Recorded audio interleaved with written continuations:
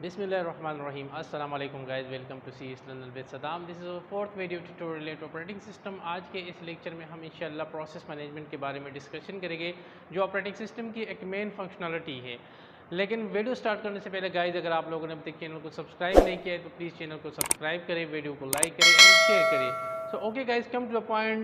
Process management जो operating system की एक मेन फंक्शनलिटी है, इसमें हम आज इसके लेक्चर में हम इंशाल्लाह डिस्कस करेंगे कि प्रोसेस क्या है, उसकी एट्रीब्यूट्स क्या है, कंटेक्स्ट ऑफ द प्रोसेस क्या है, इसी तरह पीसीबी क्या है, टाइप्स ऑफ द प्रोसेस क्या है। तो ये सारी चीज़ें हम इंशाल्लाह आज के इस लेक्चर में डिस्कस करेंगे।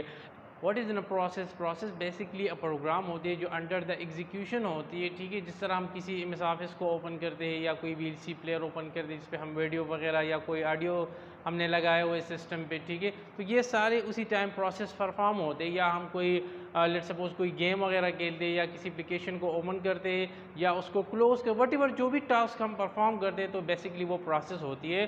सो प्रोसेस की अगर हम डिफिनीशन करें तो वो कुछ इस तरह होगा। Process, a program under execution, a program under execution,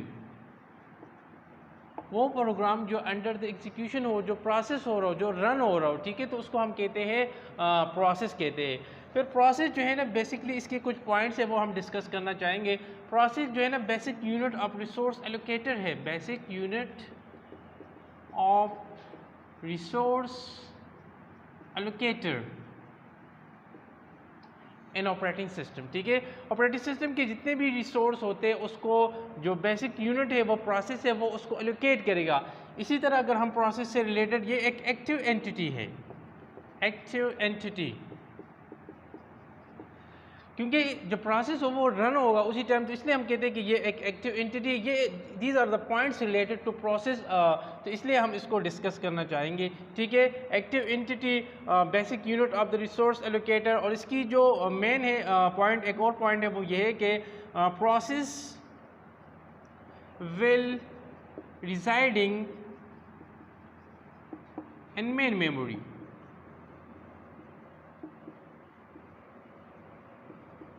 process जो होगा हमारा वो मेन मेमोरी में रिजाइडिंग करेगा, ठीक है।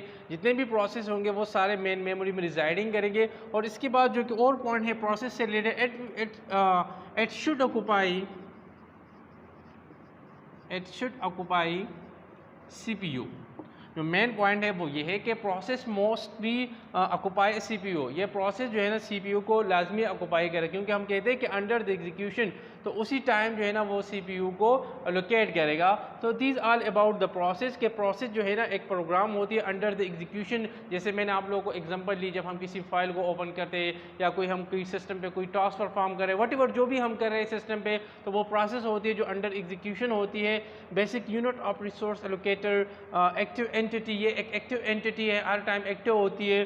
Process will residing in main memory, जो हमारा प्रोसेस है वो रिजाइडिंग करेगा मेन मेमोरी में। और इट शुड ऑक्युपाई सीपीयू, और ये प्रोसेस ये जो प्रोसेस है ये सीपीयू को लाजमी ऑक्युपाई करेगा, क्योंकि जो सीपीयू होती है वो हमारा जो प्रोसेसर होती है उसी में हमारा जो प्रोग्राम होता है ना वो एग्जीक्यूशन होती है, वो परफॉर्म होती है, वो अंडर एग्जीक्यूशन होता है सीपीयू में।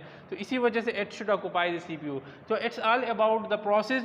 Now we are going toward the attributes of the process. Okay guys, now we are discussing about the process attributes. Process attributes की जो first attributes है वो है process ID. Process ID. Process ID is a unique identification number which is assigned by operating system during the creation of a process.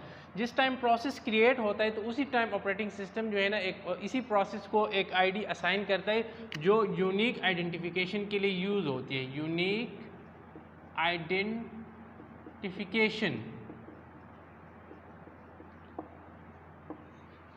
So process ID is a unique identification. ये वो attribute है process की जो during the creation of operating system इसको assign करती है, जिससे हमें ये अंदाज़ा होता है कि वो यूनिक होगा आइडेंटिफिकेशन के लिए। जब हम उसको आइडेंटिफाई कर दें तो वो नंबर जो होगा वो यूनिक होगा, हर एक प्रोसेस का जो नंबर होगा वो यूनिक होगा। सेकंड वन जो प्रोसेस एट्रीब्यूट्स है वो है process state. Process state, process state will give information about the current state of the process कि ये जो प्रोसेस है अभी कहाँ पे वो रिजाइडिंग करे, चाहे वो मेन मेमोरी में है या वो CPU में है, वट एवर जहाँ पर भी है. So it's still about the information current state information. Process state will give information about the current state कि जो हमारा प्रोसेस है वो कहाँ पे रिजाइडिंग कर रहा है. तो ये जो एट्रीब्यूट्स होता है ये करंट स्टेट में होता है, ठीक है, प्रोसेस स्टेट में होता है. थर्ड वन जो है वो है प्रायोरिटी. प्रायोरिटी से मुराद ये है कि ये एक पैरामीटर होते हैं, parameter assign bye operating system during the creation of process. जिस टाइम प्रोसेस क्रिएट होता है तो ऑपरेटिंग सिस्टम उसको ये प्रायोरिटी असाइन करता है कि इस प्रोसेस की प्रायोरिटी हाई होगी, लो होगी, वट एवर जो भी होगा. जिस तरह फॉर एग्जांपल अगर हम कोई काम कर रहे हैं सिस्टम पे और किसी ने USB प्लग कर दिया सिस्टम के साथ, तो जो प्रोसेस का जो डायलॉग बॉक्स है वो स्क्रीन पे एक्टिव हो जाएगा.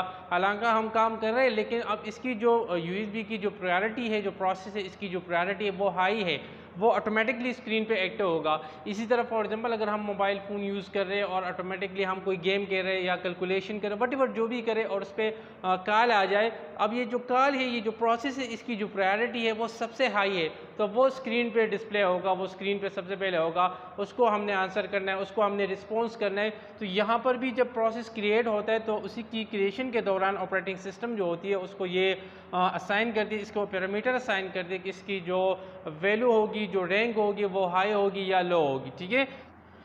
नेक्स्ट जो एट्रीब्यूट्स है वो है program counter. Program counter, program counter वो एट्रीब्यूट है प्रोसेस का जिसमें नेक्स्ट इंस्ट्रक्शन होगा प्रोसेस लोड करने के लिए.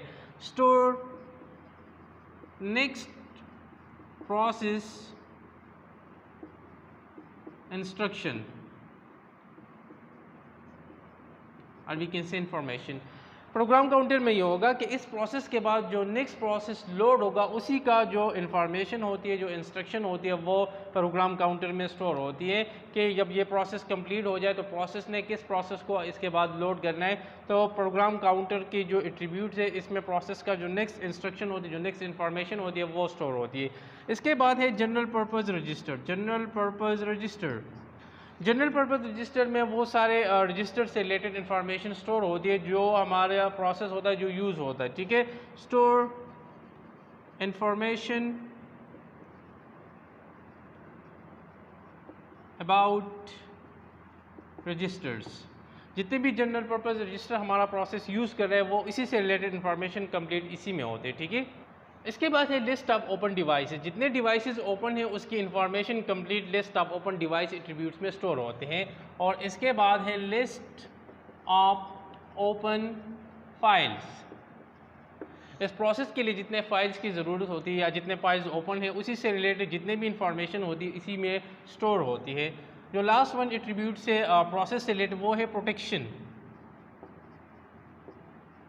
प्रोटेक्शन, इस प्रोसेस को जितना प्रोटेक्शन चाहिए या जितना भी प्रोटेक्शन से रिलेटेड चीज़ें हो वो सारे इसी प्रोटेक्शन एट्रीब्यूट्स में स्टोर होते हैं.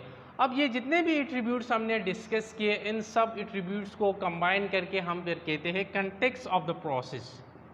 Context of the process.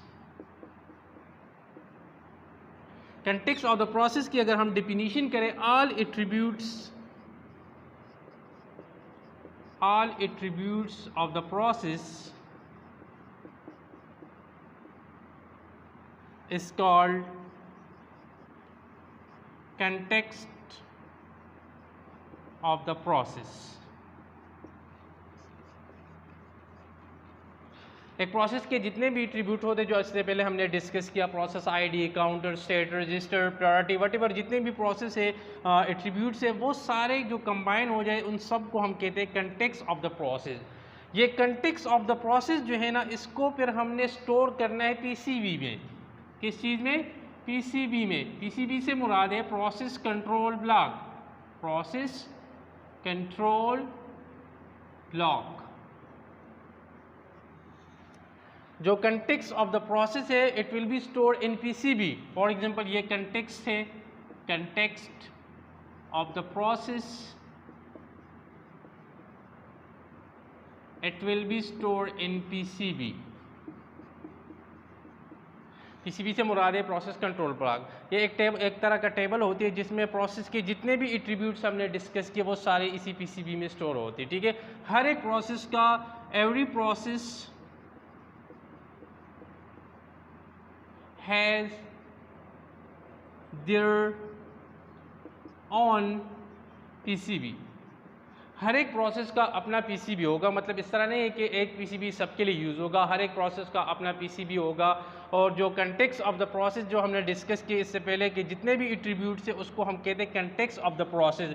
ये कंटेक्स्ट ऑफ द प्रोसेस जो होते हैं वो PCB कहलाते हैं, ठीक है, PCB में स्टोर होते हैं। PCB हमारा जो होता है एवरी प्रोसेस के लिए अलग होता है और ये लोकेशन, इसकी जो लोकेशन होती है PCB का, ये रिजाइडिंग करता है मेन मेमोरी में, रिजाइडिंग इन मेन मेमोरी।